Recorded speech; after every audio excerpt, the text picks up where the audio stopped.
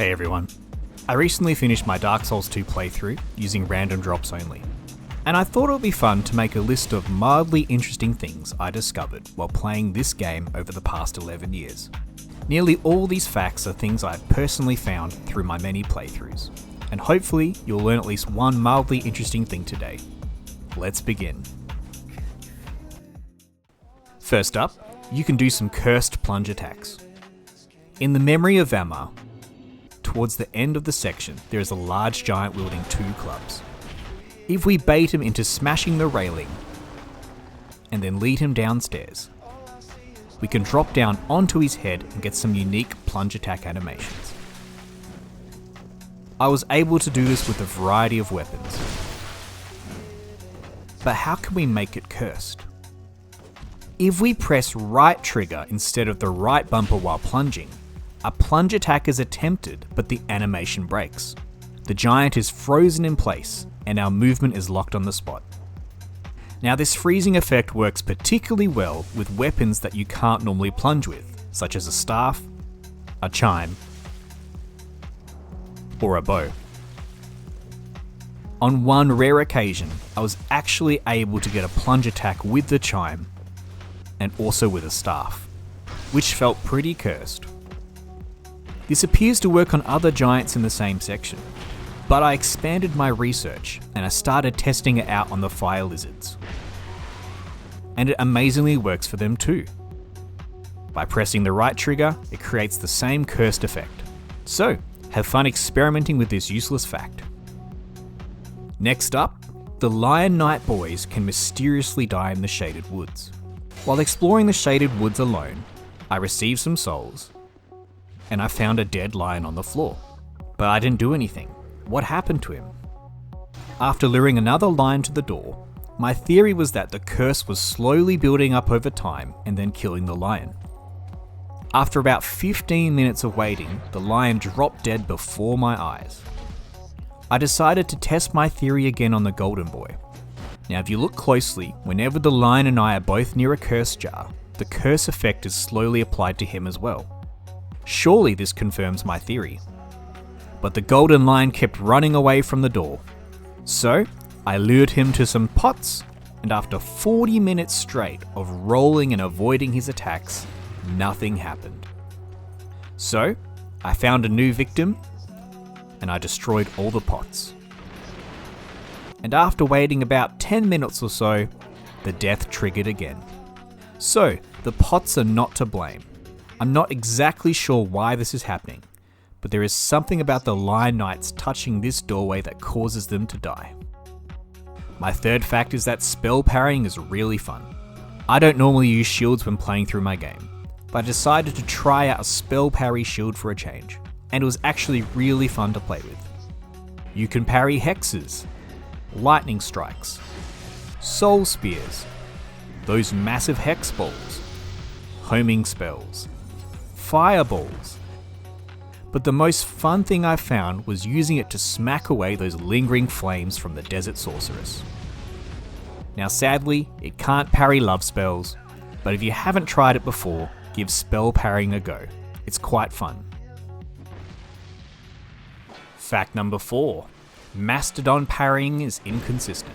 The rusted mastodons in the Door of Pharos look pretty intimidating, but with correct timing, you can parry their attacks and they temporarily fall to the floor.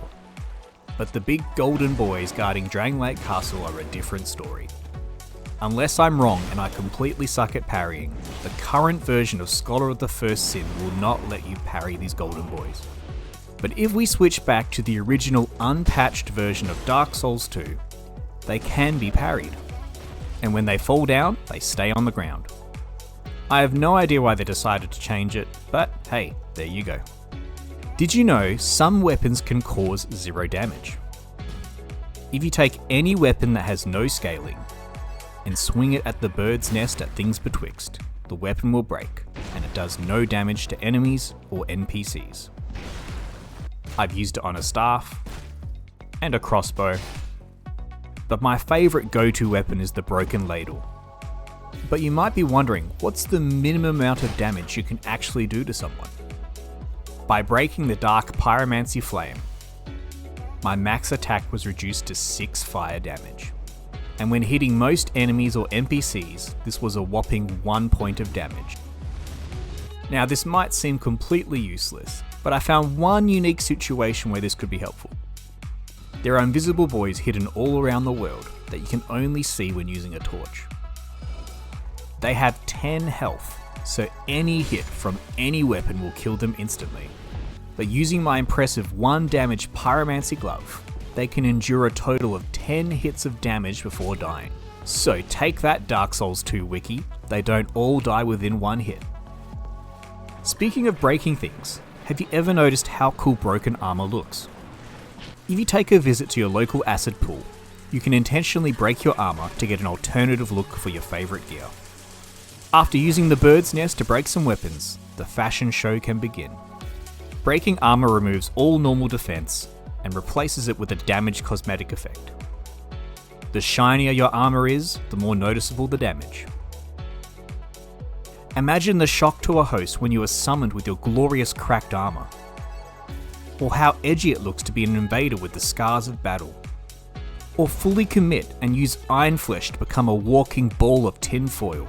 The possibilities are endless. Next up, the ladies in the Shrine of Amana act very strange. In the original Dark Souls 2, if you plunge attack any of these people, they fall down, get back up, and continue attacking. But in the Scholar of the First Sin edition, if you plunge attack any sorceress or any priestess, they simply collapse into the water and they give up. They're still alive, they've just lost the will to live. They don't react to spells or attacks, and the only way to fix them is to save, quit, and reload. Now the Amana priestess is quite special. They are non-hostile, and their only move is to heal themselves and allies around them. So I started to wonder, could I kidnap her and take her back to Majula? Using the broken ladle, our kidnapping adventure began. I slowly guided her along the path, up the tower, and after 20 minutes, we were very close to the elevator. But there was an invisible wall blocking our path. I spent about 15 minutes trying to find some way to get her past this wall, but nothing I tried led her through. So after a rather awkward walk back, we decided to try the other exit that leads to Vendrick. But sadly, there was another invisible wall blocking the door. And if I cross over the doorstep, she ceases to exist. No! So sadly, she can never leave the shrine. But don't worry, I dropped her off at a friend's house so they can hang out together. One odd thing I noticed though was that the priestess has a hidden attack that I haven't heard anyone talk about before. If a destructible object is blocking her path, she will do this swipe attack to try and destroy it. Now the swipe does no damage, and it can't hurt us or break the object. But I thought it was interesting that someone programmed this animation that seemingly never gets used. Since we can smack things without causing any damage, I thought it'd be funny to see the different ways NPCs react. Most NPCs have a rather boring stagger animation, but 2 animations stood out to me as interesting. The Crestfallen does a point of disapproval every time he's hit, which I thought was pretty funny. And Millibeth gets really angry if you hit her with her own ladle.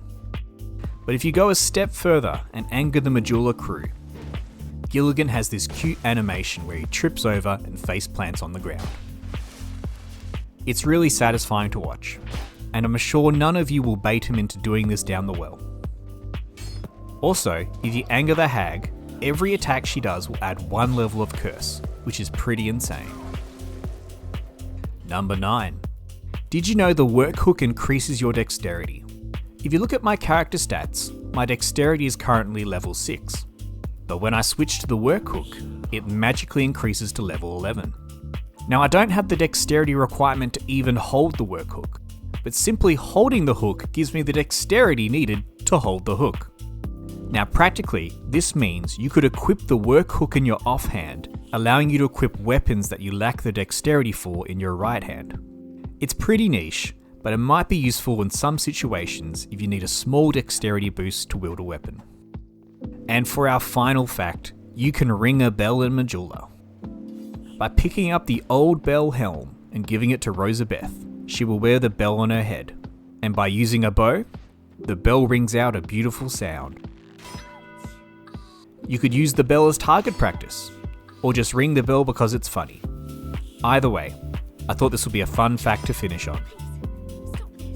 Well, that's all the mildly interesting facts I have to share today. I hope you learned something new, and I look forward to seeing you in another video soon. Have a great week, and God bless you.